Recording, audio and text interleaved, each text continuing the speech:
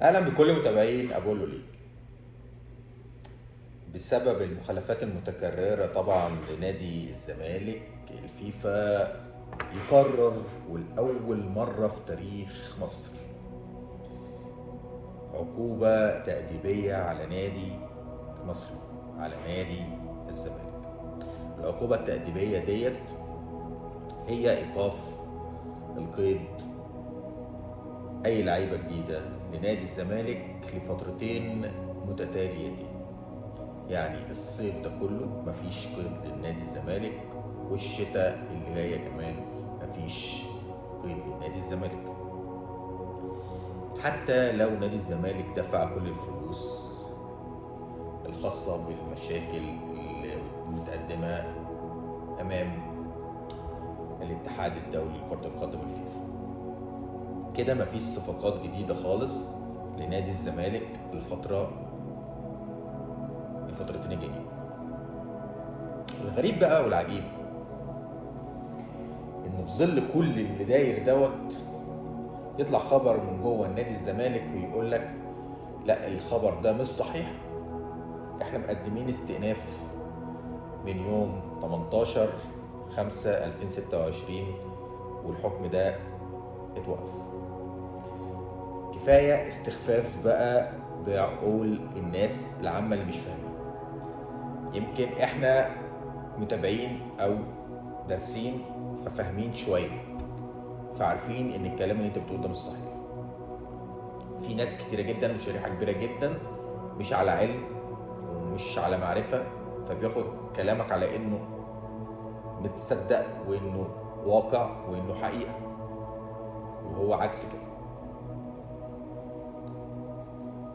انا بطالع اقول للناس استئناف معمول، ولكن الاستئناف بيوقف الحكم في الحته الخاصه بالماليات وليس التأديب او العقوبه التأديبيه.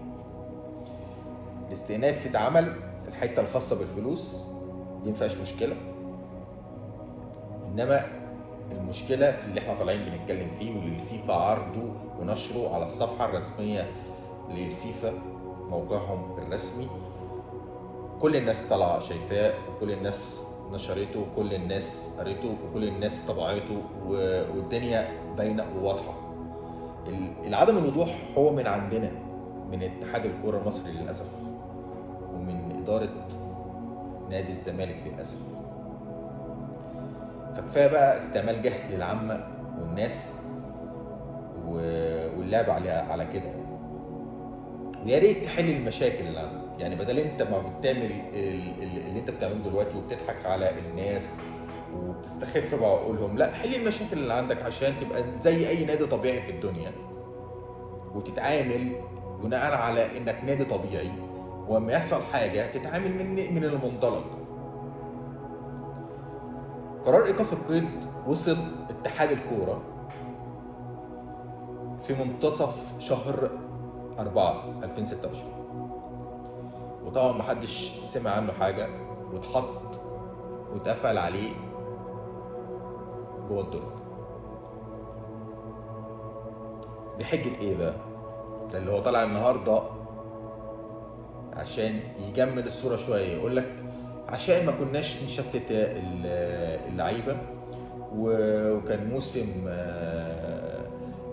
قوي للزمالك، وكنا عايزين ان الزمالك يبقى مركز وما يحصلش اي ضغوطات عصبيه، على اساس ان اللعيبه مش عارفه اللي داير ولا اللي بيحصل ولا بتقرا ولا بتعرف ولا كل الكلام ده. يعني احنا اللي مش جوه النادي ومش بنشجع النادي وعارفين، لا بقى اللعيبه اللي في النادي ولاعيبه النادي لا مش عارفين القرارات بتاعت الفيفا. فطبعا اي كلام بيتقال. ولما الفيفا نشرت الخبر والقرار على صفحتها الرسميه، طبعا مسؤولين اتحاد الكوره طالعين يقولوا لك احنا اصلا ما كناش عايزين ننشر في وقتها عشان اللعيبه تفضل مركزه في التدريبات وفي الماتشات.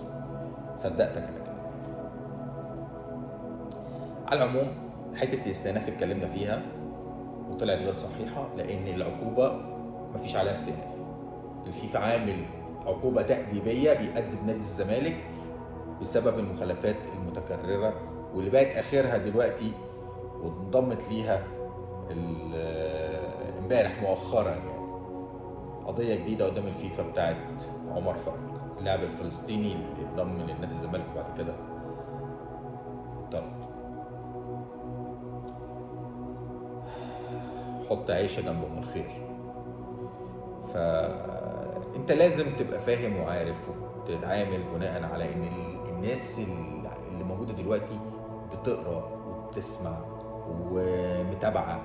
فانت اما تطلع كراجل مسؤول في اتحاد الكورة وتقول اي حجة من غير اي مراعاة للناس اللي هتستقبل اللي انت بتقوله دوت، استخفاف بعقولها وبتفكيرها، وطبعا يبقى المشكلة فيك انت. حبيت اطلع اتكلم في الحتة بتاعت